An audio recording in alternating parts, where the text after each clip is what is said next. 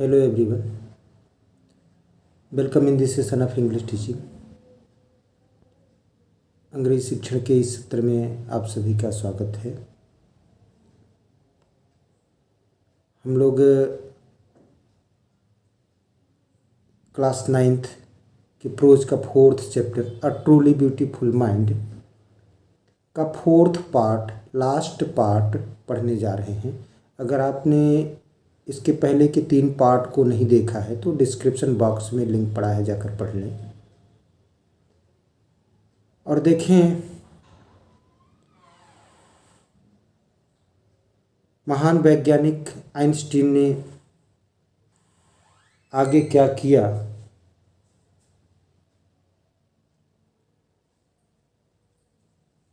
आप जानते हो, 3rd पार्ट में आपने देखा कि मिलेवा से इनका संबंध विच्छेद तो हो ही गया, तलाक हो गया 1919 में, और उसी वर्ष अपनी चचेरी बहन एल्सा से इन्होंने शादी कर ली। आगे क्या होता है, उनके जीवन में क्या नया अध्याय जुड़ता है। तो Einstein received the Nobel prize for physics in 1921। 1921 में आइंस्टीन को फिजिक्स के लिए, भौतिकी के लिए नोबेल प्राइज, नोबेल पुरस्कार मिला। He was showered with honours. तो उन पर सम्मानों की वर्षा हुई, बौछार हुई। And invitations from all over the world, और पूरी दुनिया से आमंत्रण मिले। Invitations and lauded by the press, और प्रशंसा की गई किसके द्वारा? प्रेस के द्वारा। प्रिंट मीडिया, इलेक्ट्रॉनिक मीडिया, न्यूज़पेपरों में उनकी खूब प्रशंसा की गई। खूब यश, पद, प्रतिष्ठा, कीर्ति बढ़ी इनकी। When the Nazis came to power in Germany in 1933, तो 1933 में जब जर्मनी में नाजी लोग सत्ता में आए तो Einstein emigrated to the United States. तो आइंस्टीन संयुक्त राष्ट्र को उत्प्रवास कर गए, जाकर संयुक्त राष्ट्र में बस गए। 5 years later, 5 वर्ष बाद, the discovery of nuclear fission in Berlin had American physicists in an uproar. तो 5 वर्ष बाद बर्लिन में नाभिकीय विखंडन की खोज, डिस्कवरी मीन्स खोज, nuclear fission means, nuclear means नाभिकीय, फिशन मीन्स विखंडन। तो नाभिकीय विखंडन की खोज कहाँ हुई? इन बर्लिन, बर्लिन में। कब हुई? 5 साल बाद। Had American physicists in an uproar. Physicist means भौतिक शास्त्रियों को बेचैन कर दिया। तो 5 वर्ष बाद बर्लिन में नाभिकीय विखंडन की खोज ने अमेरिकी भौतिक शास्त्रियों को बेचैन कर दिया। Many of them had fled from fascism। इनमें से कई फांसीवाद से। Many of them had fled from fascism। तो फ्लेड मीन्स पलायन कर चुके थे।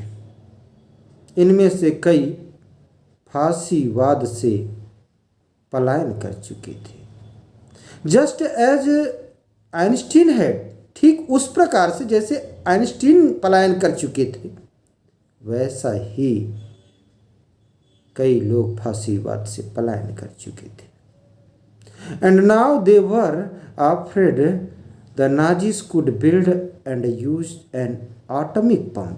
और अब वे डरे हुए थे अफ्रेड भयभीत थे, इस बात से भयभीत थे कि नाजी लोग परमाणु बम बना सकते हैं and use N atomic bomb, उसका उपयोग कर सकते हैं। At the urging of a colleague, colleague means सहकर्मी, कोवर्कर, तो एक सहकर्मी के अर्ज पर, आग्रह पर, निवेदन पर Einstein wrote a letter to the American president Franklin D Roosevelt. तो एक सहकर्मी, साथ में काम करने वाले व्यक्ति के आग्रह पर आइंस्टीन ने अमेरिकी राष्ट्रपति फ्रैंकलिन डी रूजवेल्ट को पत्र लिखा। रोट अ लेटर, पत्र लिखा। कब लिखा? ऑन अगस्त 2 अगस्त 1939, तो 2 अगस्त 1939 को, 2 अगस्त 1939 को आइंस्टीन ने अमेरिकी प्रेसिडेंट, अमेरिका के राष्ट्रपति फ्रैंकलिन डी रूजवेल्ट को एक पत्र लिखा। किसके आग्रह पर लिखा? एक कलीग, सहकर्मी के आग्रह पर लिखा। इन विच ही वार्नड, जिस पत्र में, उस पत्र में उन्होंने वार्निंग दी, चेतावनी दी। क्या कहा?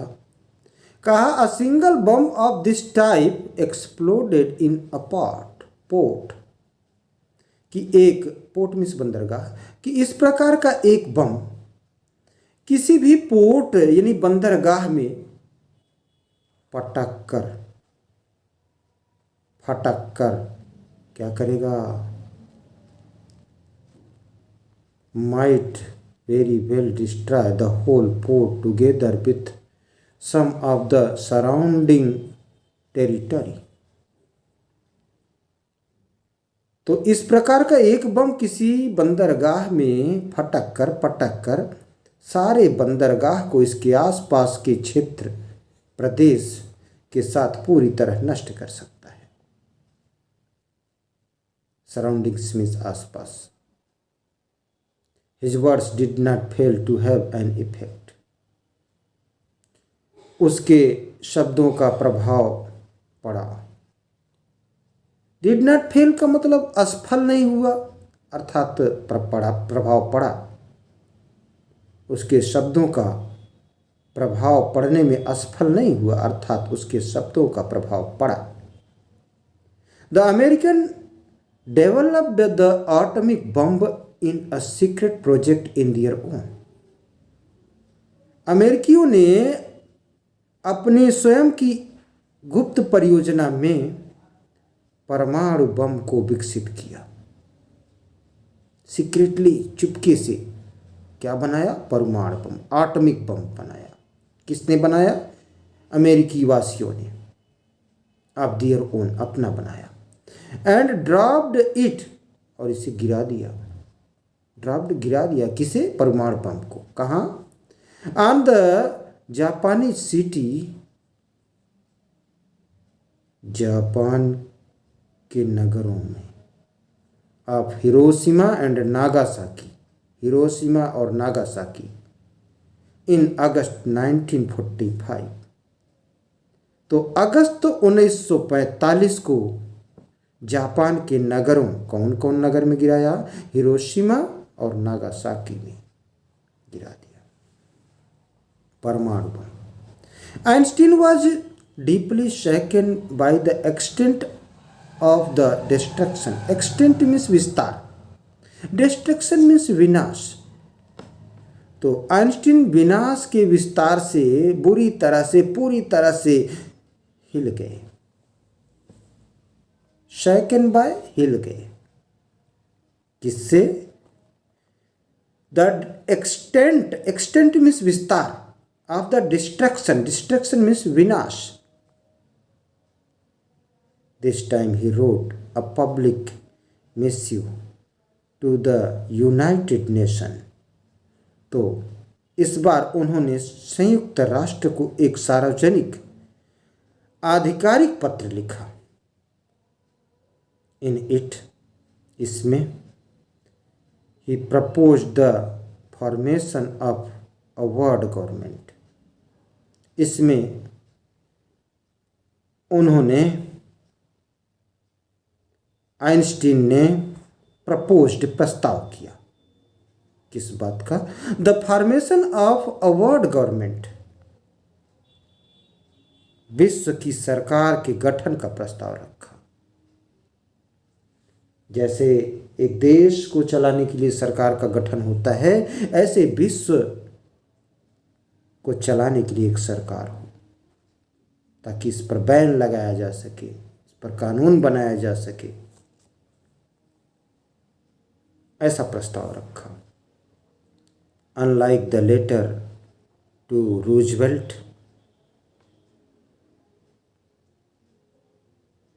रूजवेल्ट को लिखे पत्रों के विपरीत, अनलाइक मतलब उनके जैसा नहीं, उसके विपरीत, this one made no impact, इसका कोई प्रभाव नहीं पड़ा, कोई इम्पैक्ट नहीं हुआ। But over the next decade, decade means दशक, लेकिन अगले ही दशक में, a period of 10 years, Einstein got over more involved in politics, Einstein राजनीति में और अधिक संलिप्त हो गए, रुचि लेने लगे। Agitating for an end to the arms, arms means अस्त्र, तो अस्त्रों की क्रमिक वृद्धि, जो लगातार अस्त्र बढ़ रहे थे, आटम बम बनाए जा रहे थे, उसको समाप्त करने के लिए, and using his popularity to campaign for peace and democracy, और अपनी लोकप्रियता को शांति एवं प्रजातंत्र के लिए अभिमान बनाते हुए राजनीति में संलिप्त हो गए। ये लास्ट पैराग्राफ है इस चैप्टर का। अगर आप इस चैनल पर पहली बार आए हैं, सब्सक्राइब नहीं किए हैं तो सब्सक्राइब कर लीजिए, क्योंकि 9th से 12th तक के समस्त कोर्स इस पर अपलोड किए गए हैं और किए भी जा रहे हैं जो बच्चे हैं, और ग्रामर भी इस पर दिया जाएगा। अभी कुछ ग्रामर पढ़ भी चुके हैं, निश्चित रूप से आपके लिए हेल्पफुल होगा। When Einstein died in 1955 at the age of 76, तो 76 वर्ष की अवस्था में 1955 में जब आइंस्टीन का देहावसान हुआ, डेथ हुई, तो he was celebrated as a visionary, तो उन्हें स्वप्नदृष्टा के रूप में याद किया गया। And world citizen as much as a scientific genius, तो जब 76 वर्ष की अवस्था में 1955 में आइंस्टीन का देहावसान हुआ, उनकी डेथ हुई, तो उन्हें एक स्वप्न दृष्टा तथा विश्व नागरिक के रूप में उतना ही याद किया गया जितना कि वैज्ञानिक विलक्षण प्रतिभा के लिए। He was celebrated as a visionary, visionary स्वप्न दृष्टा, तो स्वप्न दृष्टा के रूप में याद किया गया। एंड वर्ल्ड सिटीजन, और विश्व नागरिक, सिटीजन मीन्स नागरिक, वर्ल्ड मीन्स संसार, विश्व, as much as scientific genius, जितना कि वैज्ञानिक विलक्षण प्रतिभा के लिए। साइंटिफिक मीन्स वैज्ञानिक, जीनियस मीन्स विलक्षण प्रतिभा। प्रिय छात्रों, उम्मीद करता हूँ कि ये हिंदी एक्सप्लेनेशन आपके लिए हेल्पफुल होगा, आपको पसंद आएगा। इस का क्वेश्चन आंसर नेक्स्ट वीडियो में हम लोग पढ़ेंगे। Thanks for watching me.